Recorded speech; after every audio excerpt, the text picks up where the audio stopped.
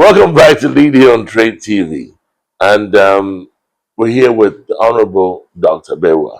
Welcome back, sir. Thank you, sir. So before the break, we're talking about your role at tourism. Okay. Can you share that experience with us very briefly? Well, I went into, For 8 years. yes, Mm, and I went into tourism only because at the time I was at Legon, mm, research funds were not very plentiful. So I decided to take sabbatical, come into town, find a job, save some money, and go back to Legon to fund, my research. And somebody, a friend of mine, mentioned that the Commissioner for Trade and Tourism was looking for someone to go to the tourist board or to come to the ministry as part of the team for import programming and such. So I went to look for the commissioner. When I got there, they said he was traveling that evening, so he couldn't see me. And I said, oh, please, could you tell him that I'm the one looking for him? And the reason why I thought that my name was mentioned, he might, was that when I was at Legon, every time the government did something and I didn't think it was right, I wrote. So a lot of commissioners knew me on paper, but had never met me. okay. So I think when they told him that I'm the one looking for him, he said, okay. So he made time to talk to me. And I said, well, I have heard that this. So it's the tourist board bit that he was more interested in because he wanted to withdraw the officer he sent there to come back to the ministry. So if it's a job I was interested in and I thought I could do, I should apply. So thank you. So I went and wrote an application, left it in the ministry. And I think when he came back after a week or so, they called me up for some kind of interview, him and one other person. And then they wrote to me that I could go to the tourist board. So that is how I ended up there. And unfortunately, um, a few people were not exactly very happy because it looks like the job was being saved for somebody who was overseas and whatnot. But anyway, I ended up there. And I think it became a bit of a problem for a few people. And I got a letter, I believe I was less than a year there. And I got this letter which said that the government was thanking me for my contribution and whatnot, and that I could go for my water. Basically, I had been terminated.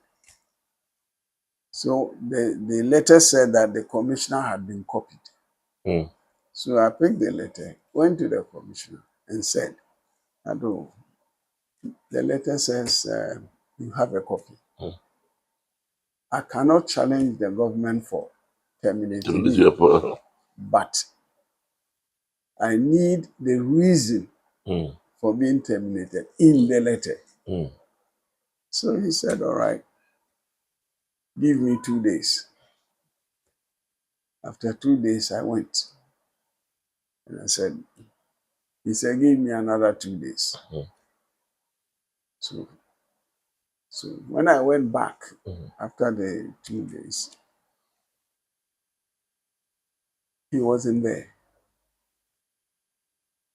Went back the next day, he was there. So he said, I should give him 2 days. And I said, well, if I came back and he said, I should give you 2 more days, I would advise myself, I won't come back. In that breath, I also said that, anyway, I'm going to hand over to my deputy. He said, no, you can't hand over to your deputy. So when I went back, he was not there. But then When I returned to my office, my secretary brought me this letter, withdrawing the letter that sacked me. So I took it, went to the ministry. So I was going to tell the commissioner that I'm not interested in staying. I'm interested in the why I was fired in the first place. But he wasn't there. When I returned to my office, I was told that I had to go and see the head of state the next morning, 9 o'clock. Okay. So I went to the castle. I was there about 20 minutes before the 9 o'clock. 9 o'clock dead. General Champion was there. So they took me to the office, sat me down, said, well, I'm sorry for what happened. I just sat there for a while. And I said, please understand me, I'm not a difficult person. But for what happened, I'm sorry is not enough. So he propped himself properly like the general that he was. I said, I'm sorry for what happened. I said, please, I'm not disrespectful and I'm not difficult. But for what happened, I'm sorry is not enough.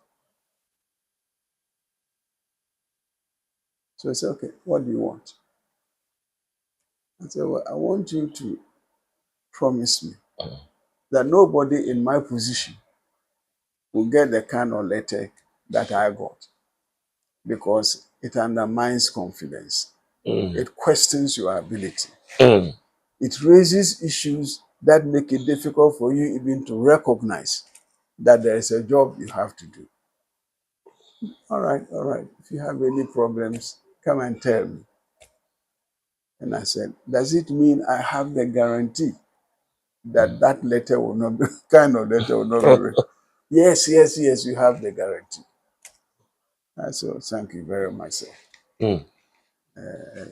Like, yes, can I leave? And then he said, you don't have any problems? I said, no. He asked me that 5 times. And I said, no. He said, okay, then you can leave. Just as I picked myself, I said, oh, please, I have one problem. Can I talk to you about it? Just sit down. He said, well, you remember you went to the Continental and said the hotel was dirty, the standards were poor, the food, everything was negative. But that hotel is the newest hotel in Ghana since independence. And I'm supposed to promote tourism with that. And it's difficult. And I'm trying to develop a hotel in Labadi. And everybody is against it. I don't know why. Which hotel? La Palm Royal. Well, So he said, oh, he has heard about this. And I said, yeah, it's in the Ministry of Finance and Economic Planning. So he said, okay, tell your commissioner to bring a paper to council next week. So I went straight to the ministry. The commissioner was there. So I said, this is what has happened. So the following week, he sent the paper to the council. And the government approved as in 1 point something million for us to start La Palm. So that is how La Palm was started. Wow. And, you know, in the interim, I was trying to promote Labadi Beach.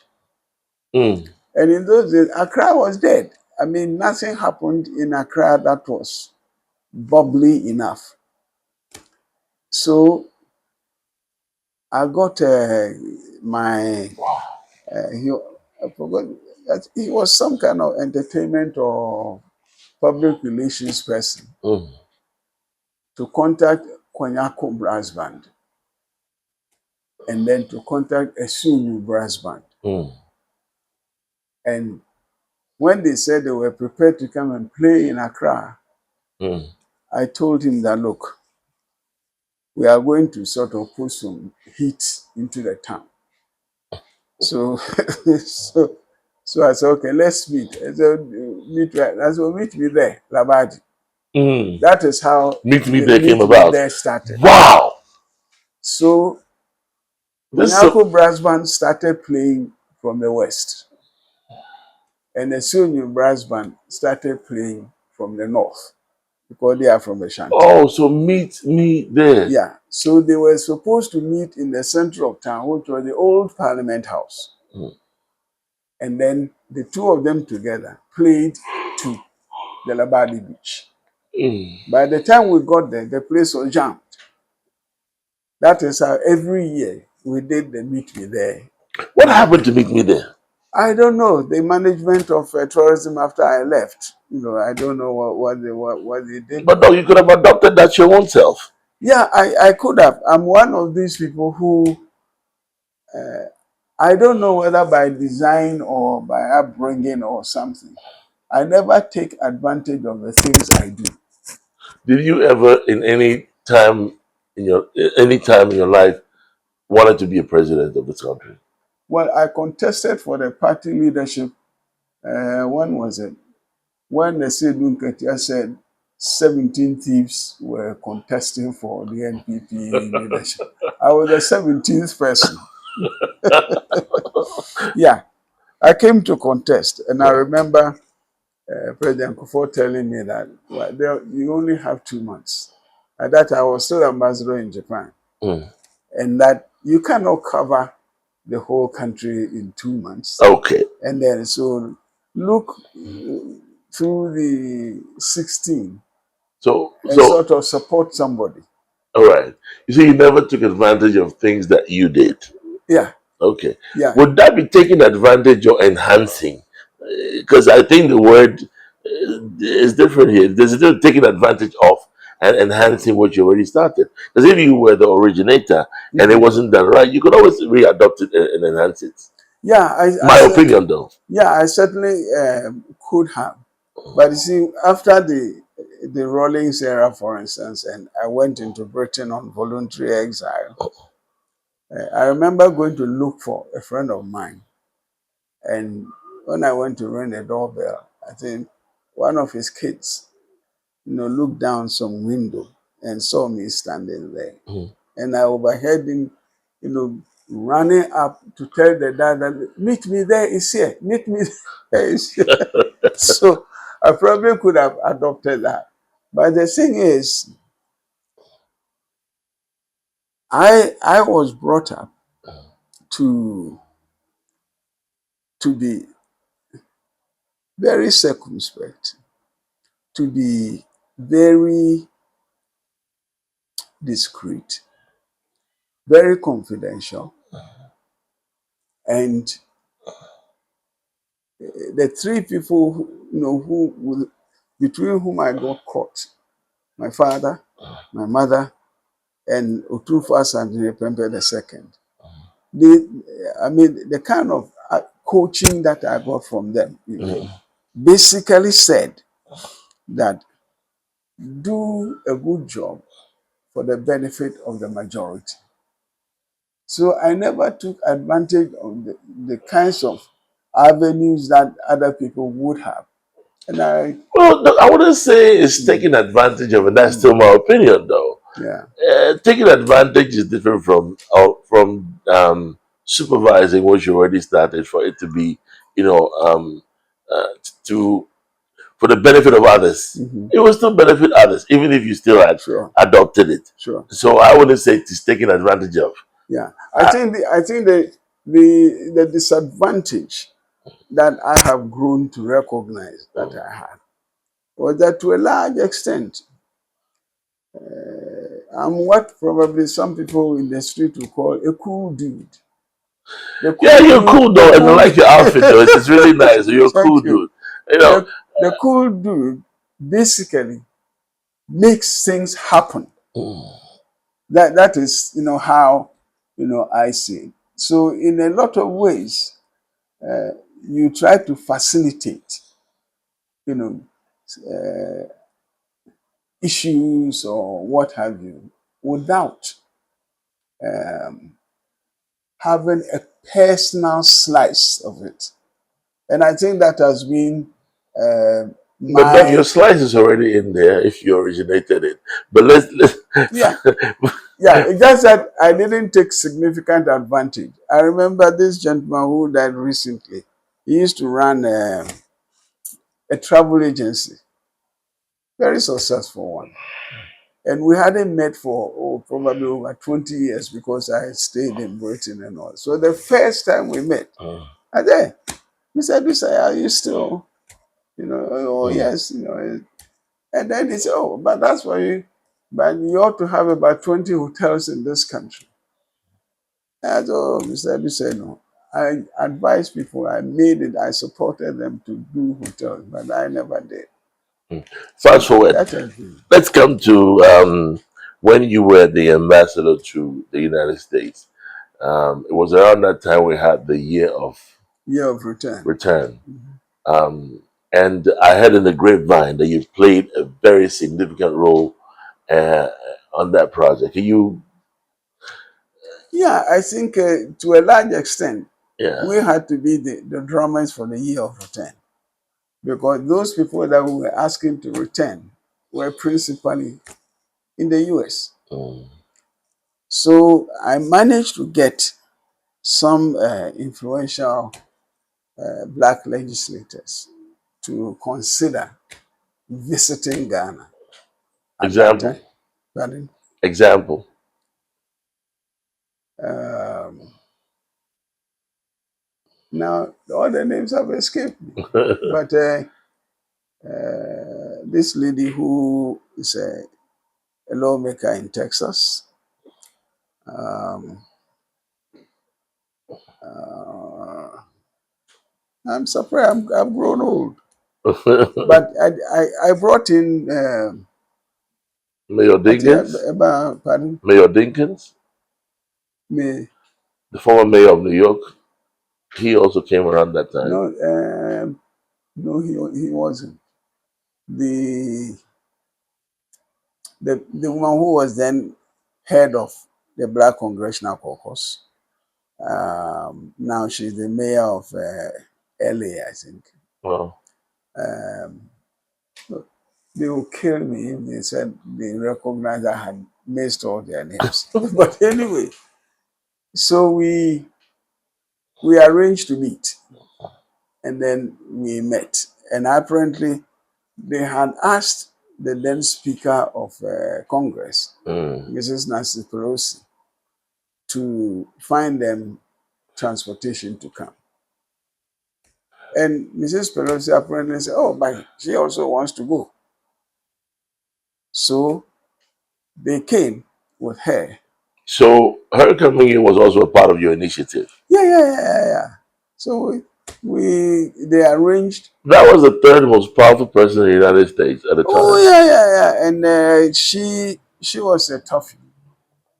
So, I think she knew the job. She knew her country. And she had the presence of mind and the capability to actually carry, the Congress, with her. So I think when she apparently said that she also wanted to come, um, even though she was white, Mm. she managed to transform herself into some kind of a black woman. Mm. And I think she's generally a person as opposed to being a white person or a black person. Right. Yeah.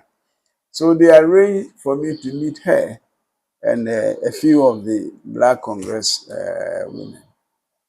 And then we met, discussed what we were going to do and all that. So we ended up, in Accra. And I think I have this picture of me and her when she stepped off the plane. Mm. It was like these two lovers who haven't met for quite some time, And what I found to be interesting about that picture was that the then Speaker of Parliament, uh, Michael Quay, was standing just to the right. And it's the expression on Michael Quay's face that really tickles me. Yeah. But anyway, I mean, she was very supportive of the whole project and all that and all that. And nobody, for instance, ever asked me, having brought all these people, what do you think we should talk to them about? Or are there any two of them that we should corner and get something, going or whatever? That's where I was going to come to. Yeah, none. And then you probably, maybe you wouldn't have noticed. Mrs. Nancy Pelosi was given the floor of Parliament Right. to make a speech. Well, what she said, as far as I'm concerned, was not exactly the kinds of things that a person like her should be encouraged To say. to say.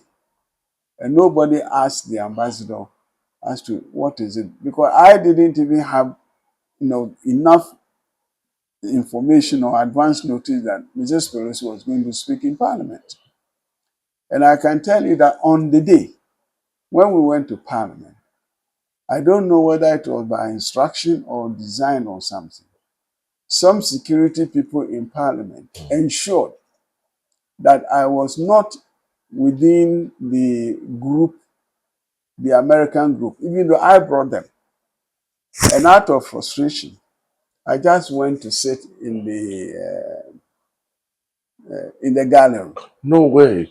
So, in fact, when Mrs. Pelosi was going to speak, she did ask where I was. And I didn't have a choice but to get up from the gallery and say, "Oh, I'm here, listening to what have you."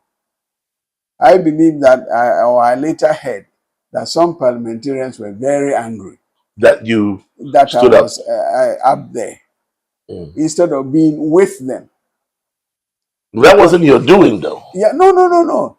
And I think some people deliberately prevented me from being, in the chamber with the delegation, even though I'm the one who brought the delegation.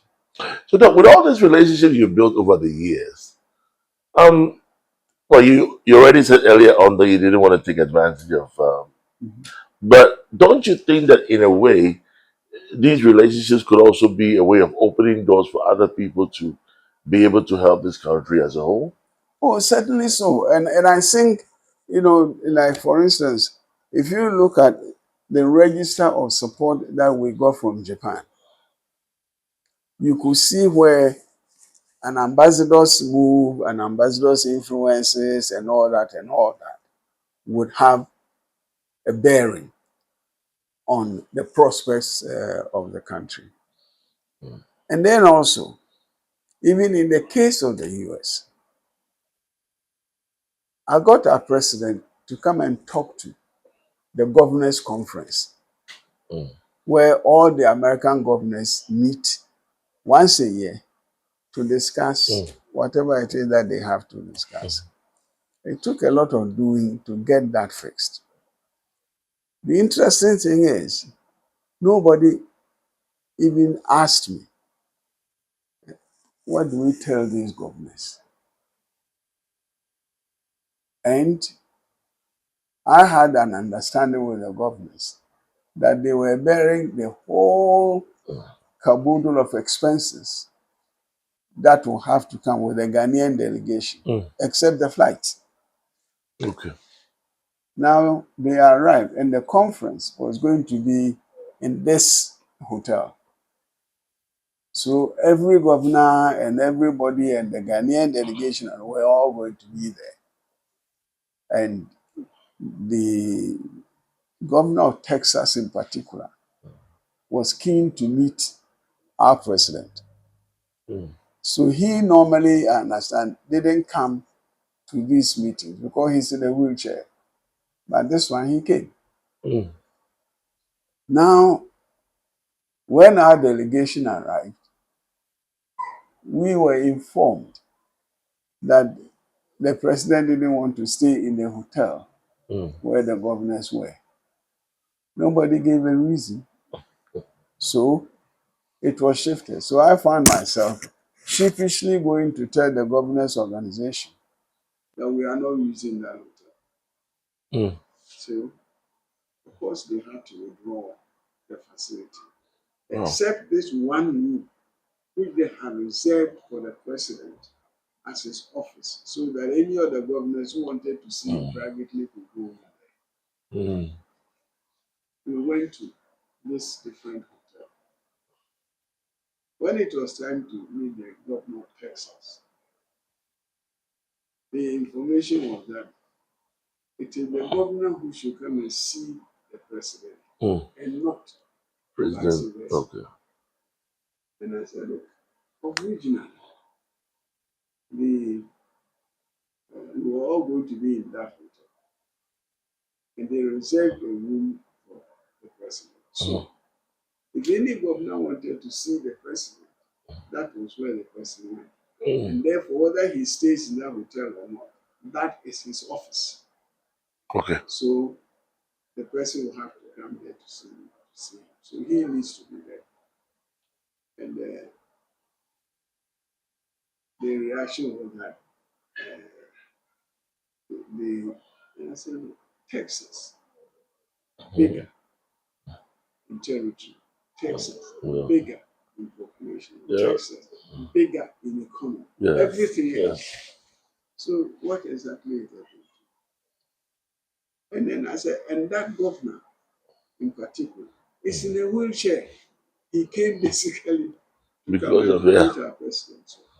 So it was when I did mention that the man was sitting in a wheelchair, the president, Ambassador Leslie. And then the objection was raised that if we were going, then we have to go by way of vehicles. And I said, look, looking at security corridor and the cordon around there, it will take us about 15 minutes to get there. If we walked, we are only crossing a zebra crossing in one street. We are there. So the president, let's go. So we walked and had this meeting.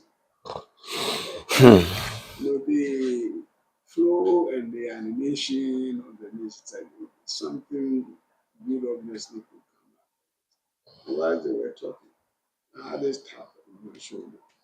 Then the meeting is taking too long, so if you can find a way up. I just decided that I didn't have that tap in that comment until they finished their meeting. Wow.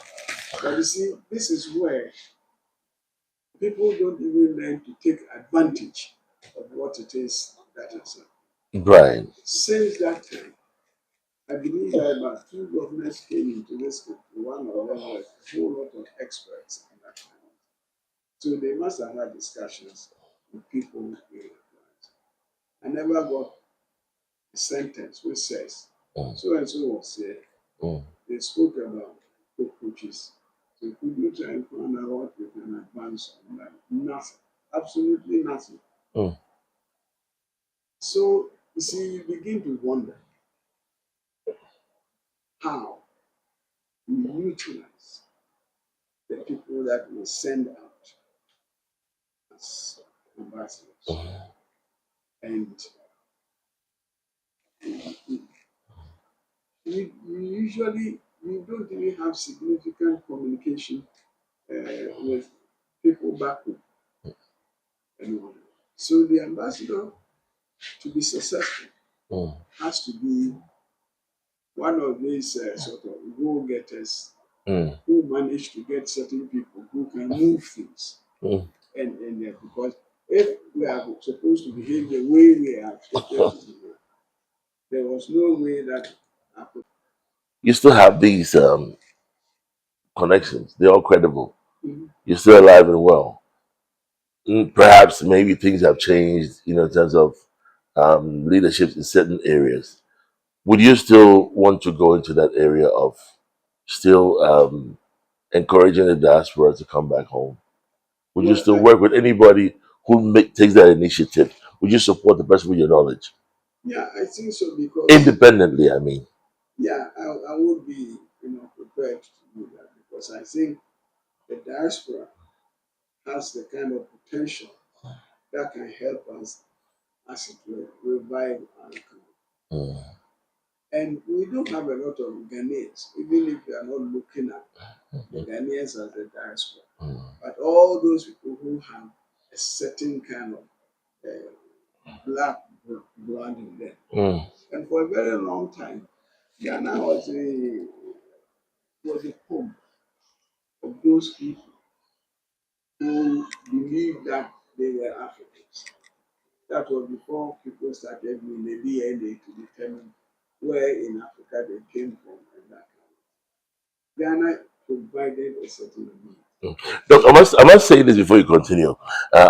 Just to, I happen to live in the U.S. for a while, and what I noticed coming back home is that you come back home with experience and knowledge and the zeal to help in any area possible, and yet you don't get the opportunity to to help, either because you're viewed as a foreigner, or you're viewed as knowing too much. You think you know too much, you know, and there's a lot of sabotage, along the way.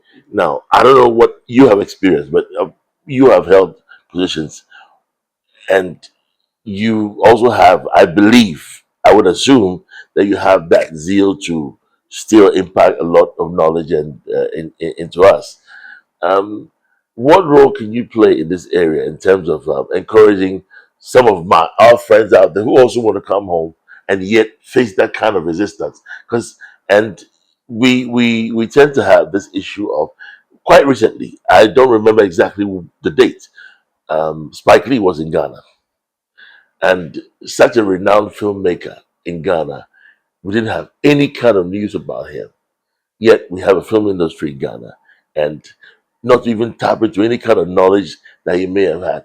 What is some of why do we resist these things in this country? And what can you do in your position to help? I won't say you to take it away, but in a way to help some of us or some of our friends who have what it takes to actually help us develop in certain areas. How can you help? Well, I somewhere along the line, we seem to have come to a certain kind of position or what have you. That if you um, are the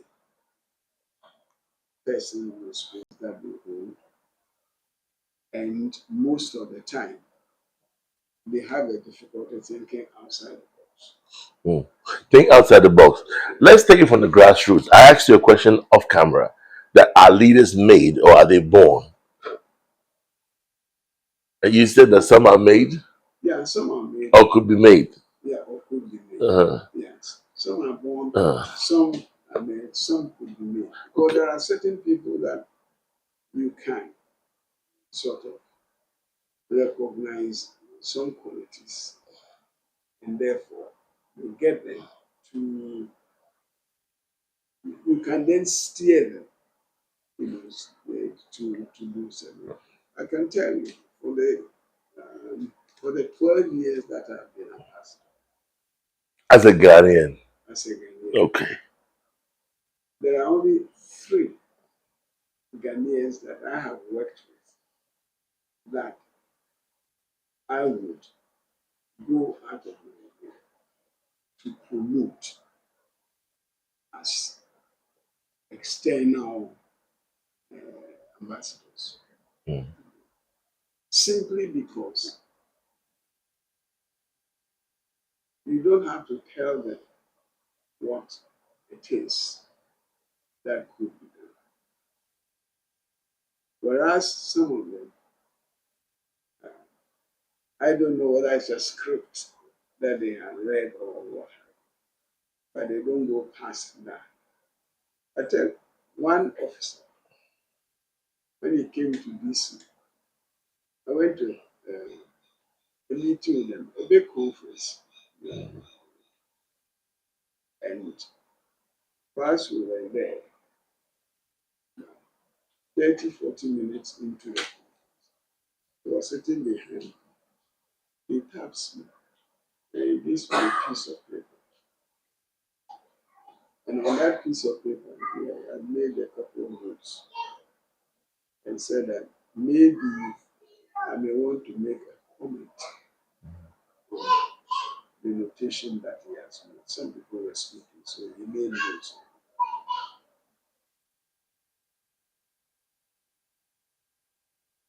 And for me, it was a shock because it was the first time I've ever been anywhere with an officer who apparently had his antenna working.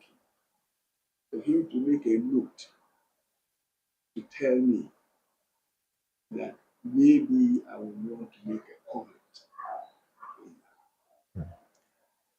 And then when we were through with that conference, they said that any of us who had something to say about either what we said or what other people said could write and give it to the conference secretary by a certain time to include in the conference deliberation papers.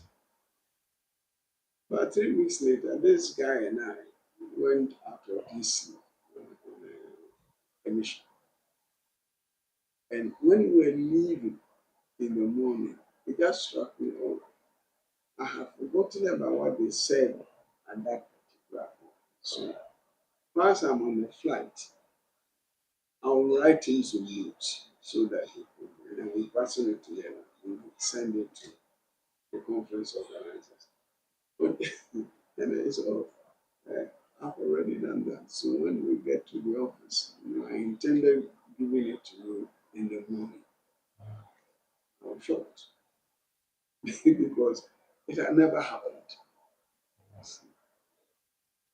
So that guy, for instance, is the kind of guy that you can pluck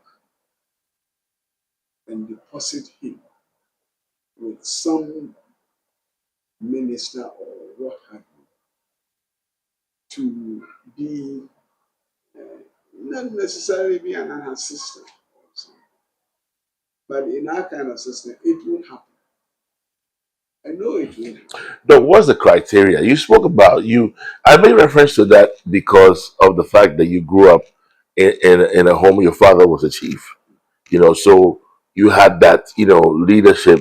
But not, I won't call it training though, but naturally was endowed, or transferred in a way. You grew up around those circles.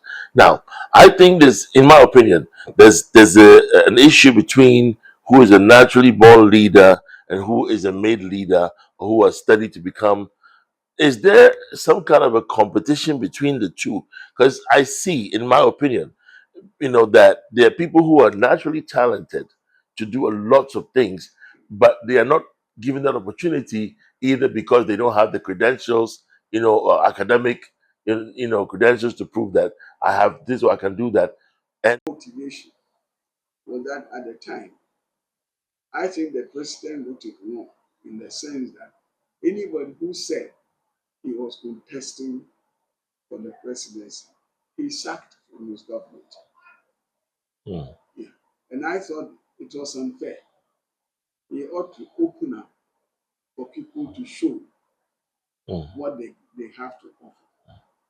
But at that time, it was perceived that he was more interested in one person becoming the one. That was why I came to contact as a protest vote.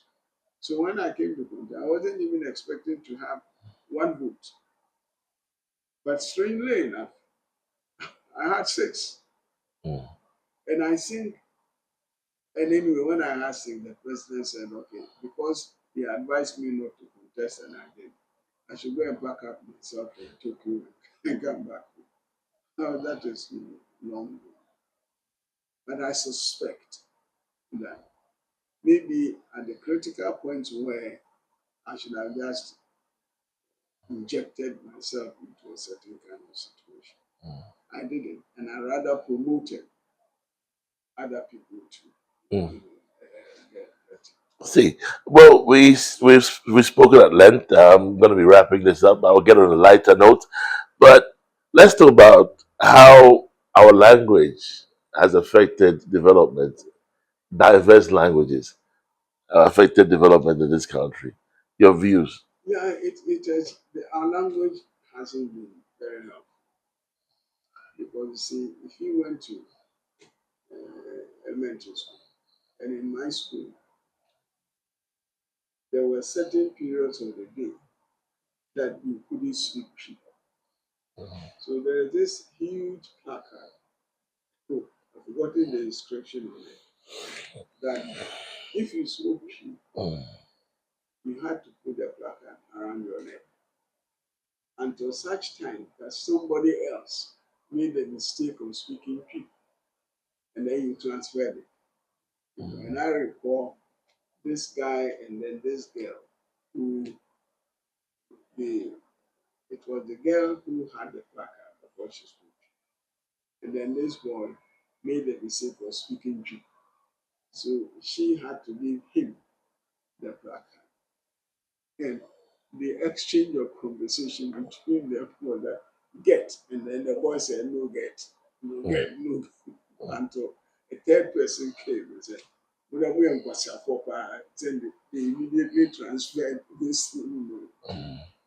So where you have your language, as it were, considered unusable except for certain circumstances, you lose the facility of thinking because we all have to have a language we can think in and then, express ourselves. Why so, Doc? I say this to say that I agree with you to a high extent.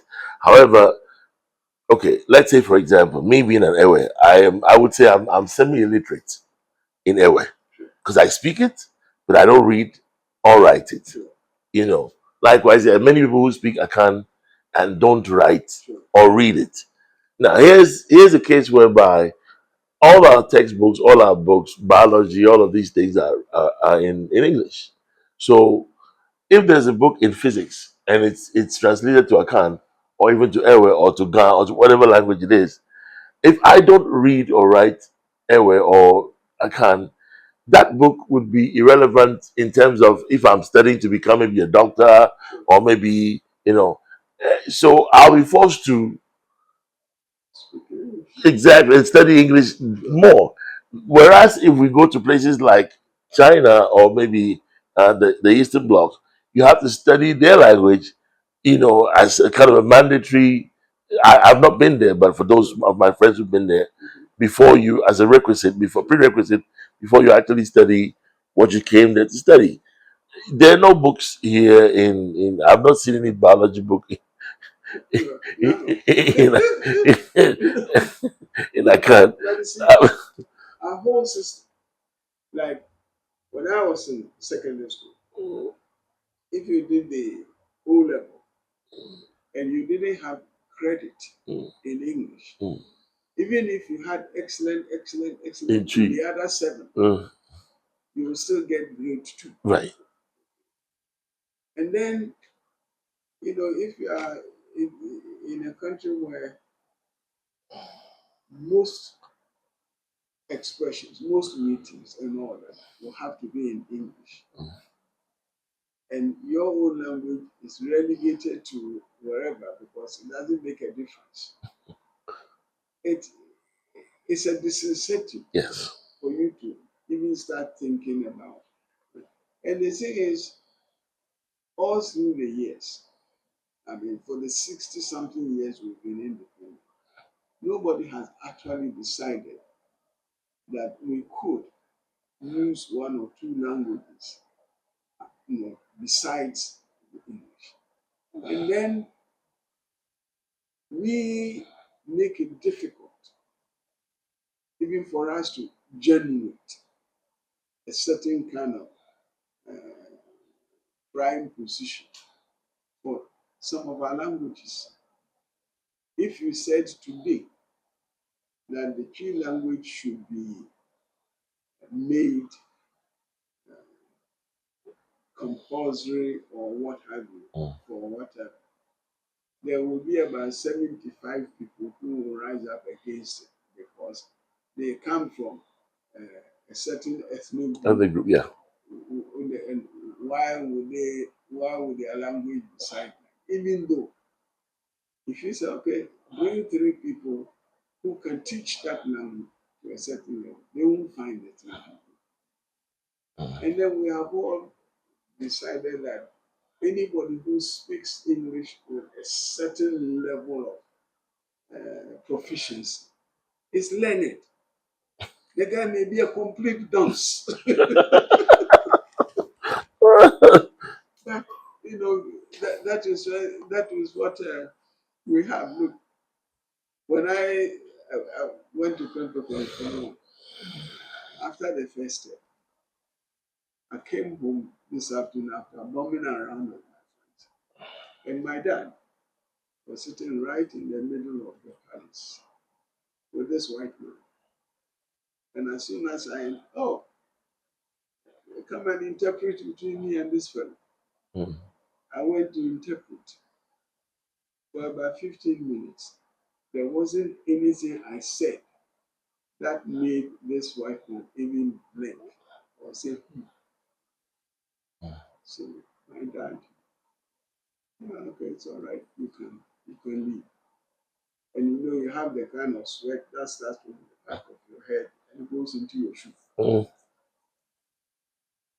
And I just couldn't understand. And I knew that when the Otunfo paid one of those regular visits in the evening, they would talk about school. So this evening when he came, and I usually went to his car, brought him to I just waged at the entrance to my dad's room. And of course, the first conversation was about education. And my dad used to refer to me to as your person. You know what happened today? So and so was this man, and as far as I could hear him, said, "Well, if that is going to be a problem, then let him go and learn a trade, so that he can run his life with this." And I just calmly left. He came and called me. He was leaving, so I saw him. So normally when I went to the palace, the man gave me some pocket money. This time, when he gave me the pocket money, I said, well, I was giving pocket money at home, so. And then, I almost made the fact that you are now at pocket money, so I have to increase your pocket money. Called this guy to bring some money. Oh, Nana, third one, so he stopped. So that day when we left the palace, my dad said, if that is the responsible training that they are, irresponsible training they are giving you in the college, then you have to quit. And I know, but what in process, we should make me quit. When did he say that? He doesn't give me instructions. It matters like that. I rather give him instructions on some, so how could he have? I said, well, you told him about what happened between me and this white man, and that is what he said. So my dad actually told me, you know why your person isn't taking your money? Because you said that I should take him out of school. So this week when he came, and I let him, and I came and called him. I've been told that you are not speaking to me. That's why you are not taking my money, because this. But anyway, that isn't what I said. I said, if he thought that education was going to be, we should also give you the opportunity to learn a trade, so that in future you can run your life, with that kind of trade. I believe that isn't what he said, but I had to accept it, that is what he said. So he calmly put his hand in his pocket, which is quite unusual, and took some money. And I can tell you that if his hand hadn't come out quickly enough, I would have put my hand in his pocket myself to take the money.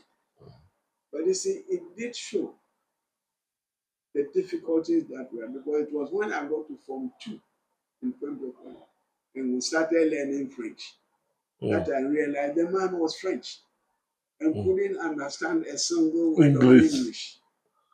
So the next time I saw the lady who brought him, I said, so what kind of language did that man speak before he gave me this?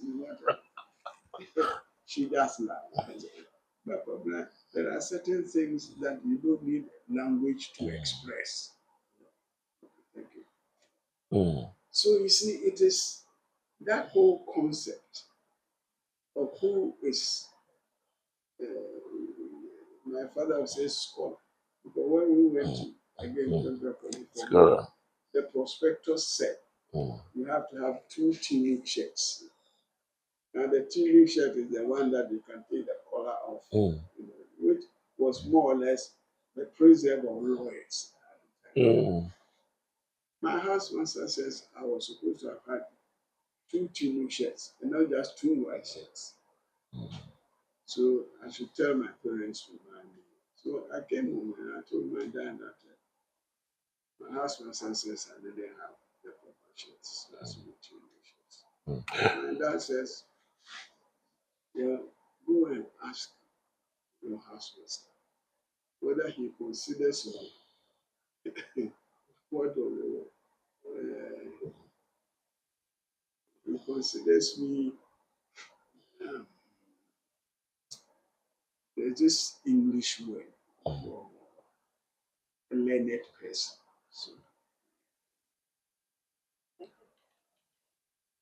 So I came and said, yeah, I should ask my husband whether I'm considered a scholar. So I told my husband, and dad says, I'm not a scholar. So until I become a scholar, he wasn't going to buy any tunic shirt. So the man asked me, what work does your father do?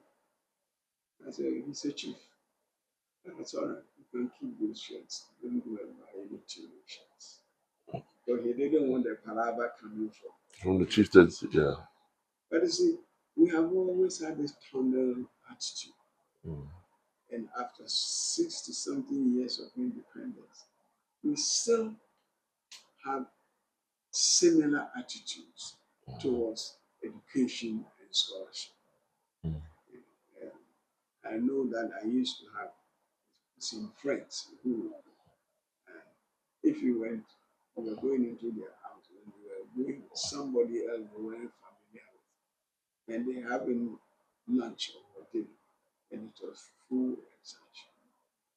The minute they recognize you are coming with some kind of person they don't know, they immediately ask for a spoon to eat the food.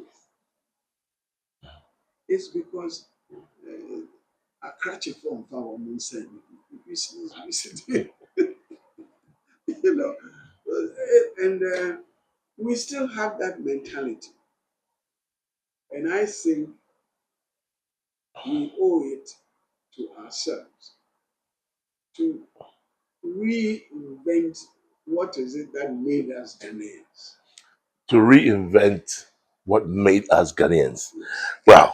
On that note, I want to say thank you so much for your time. And I know we would be definitely coming back for some more because you have so much to not only tell us, but to offer us. And we do appreciate everything that you've shared with us today. But just to wrap it up on a more lighter note, you were in Commonwealth. Tell me what kind of songs you used to dance with when you were in school. We Commonwealth. Well, Commonwealth was more or less an open society. What songs did you used to dance to at the time? Normal high life. Like which one? I want to know. I don't know. I I can't recall, but there were certain songs which were demonstrably Commonwealth, and they were only sung during the Bandal's day. Right. But like, artists that you used to admire back then. Oh, That one, I for one, I'm a high life kind of person. Okay. So most of the songs, usually would be high life songs. But the songs that were composed by Vanda, I know that, yeah. those ones we have to talk about them in private. Yeah. But with all the things that people thought Vandals were, there was a lot of discipline. Mm. So I think a few years ago when I saw on TV that it was Vandals Day, and there were these gentlemen stark naked Mm. singing on the campus of the university, all because they were vandals. I mean, my heart just sunk because vandalism was not To me, yeah. translatable into that. No. There was a certain kind of Discipline. discipline that guided. But when I was a student and I heard that some boys went into water and urinated in the fountain water, I was scandalized. And that had nothing to do with vandalism. There was a code of conduct and discipline, even though a few people sometimes did things which we consider to be a little off the mark. But it didn't translate into people parading on the campus of that university. Do you still follow music till today? Pardon? Do you still follow musical trends? Yes, I do. So who would you say stands out this era? Well, I hear certain pieces by Shatawale, but me, I'm a traditional highlight kind of person. I go for there is this piece originally by Medu, who says "Ankaminu wa ne konka." Okay. But Yeah, Kofi B did it later on. that's right. And yeah, there are certain kinds of highlight music in that genre that move me because I get pushed by good danceable music. So whichever one comes, I mean, You made mention of Shatawale. I need a name or two more to see if Doc is still abreast with time musically. I have a lot of admiration for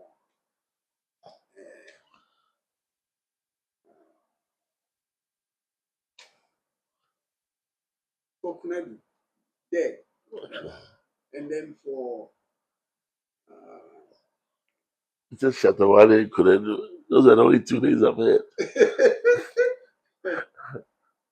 look, when I came home in '72, I was driving down the street in Kenishi, and in those days, I think not too many people had TV sets. So there was this TV set in front of the shop that most people were looking at. And I think it was some kind of highlight program that this Taprade guy was performing. C came out, and the singer was, I think he died recently. Papa Yankson. But Papa Youngson. Yeah, and it was Mami Okai, Senior It was the sound, the song, and the way he was interpreting it. I say, yeah, that is highlight. So, High Life has not lost its identity. No, it hasn't. And it's the one sound that we have to do everything to keep. Thank you. Because no matter where you go, who is there and what. If somebody strikes, even Shatawales or what have you, the floor doesn't get full. But if you strike a proper highlight beat, the floor gets cooked. Yeah, that is highlight. That is Ghana. That is the soul of Ghanaian entertainment. The soul of Ghanaian entertainment. Yes. Wow, that wraps it up for today. My name is Glenn. I'm also known as Heavydee. I've been your host here on Lead on Trade TV. It's been a pleasure. We've had a great time here with this great man, a statesman, of course, Dr. Barfour. Yeah, Dr. Barfour Adjei-Barwuah, right? Dr. Barfour Adjei-Barwuah. Um, More coming your way right here on Trade TV. Keep watching. Trade is everything, and everything is trade.